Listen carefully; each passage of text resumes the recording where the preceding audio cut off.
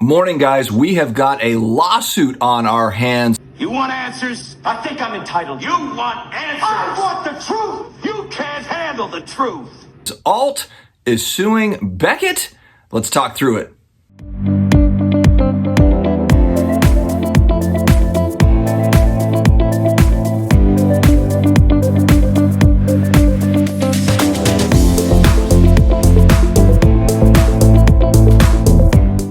To all my sports card collectors, investors, all of my collectibles friends. Guys, I am awake. No time to shower. Just threw the thing on and let's get going. If you're new here, you're looking for sports card, collectible style content just about on the daily, you have come to the right place. We are here bringing average entertainment.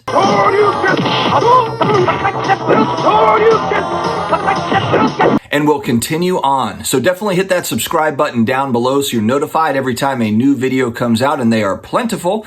Also connect with me on IG at SportsCardDad. That's where I share a lot of my pickups. Also will be a part of a live stream with Drakes_PC. It's going to be a Drew Brees show tonight at 7:30 Eastern, IG Live. It's going to be fun. I've never done an IG Live before, and we're going on to talk Drew Brees cards, so that'll be a good time. Also connect with me as well on the old Twitter machine if that is your medium of preference. Big shout out to today's video sponsor, Drip.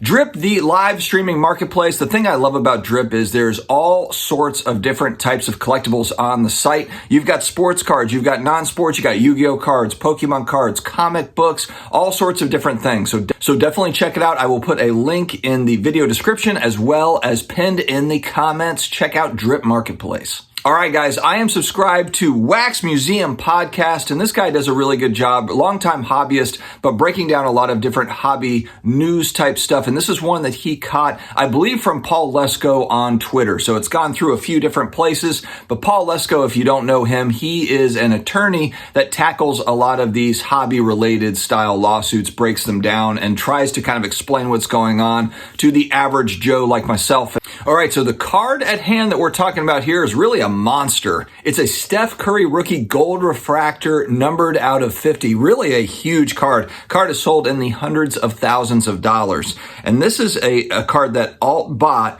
It was in a BGS 9.5 holder, and so they decided to crack it, send it to PSA. This is the way that I understand it, the way that it was reported.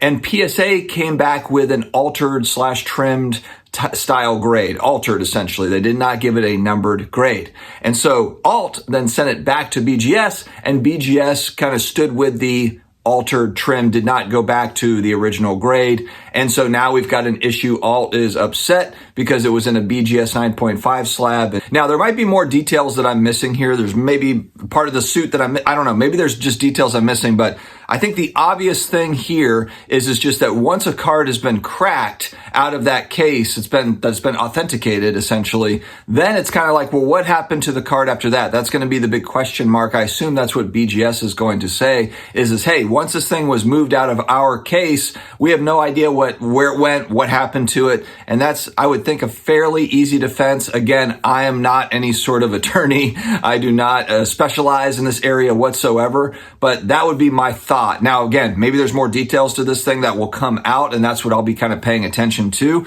But I think this is an important story to note, though, because it really kind of shows the risks attached to cracking a slab, trying to send it off to a different grading company and hoping for a higher grade. Remember, grading is completely subjective. It might be a 5 at one company, it might be an 8 at another, it might be altered at another company, and we have no idea. So I know this has been very common practice over the last few years, cracking slabs and then sending them in to either PSA or a different grading company, whichever one we feel is going to be most favorable. I've never cracked a slab before. I'm not necessarily against it. I'm sure there's instances where it really does make sense. I don't think it's some ethical dilemma to crack a slab, send it off to another grading company for a different opinion. No problem. But if it doesn't go your way, then you might be in trouble. It might be an issue here. So anyway, I think this is just kind of a good lesson. Dig into it more though. Follow Paul Lesko on Twitter, and then also Wax Museum Podcast put out a video. He was the first one I saw kind of talking about this, brought it to my attention.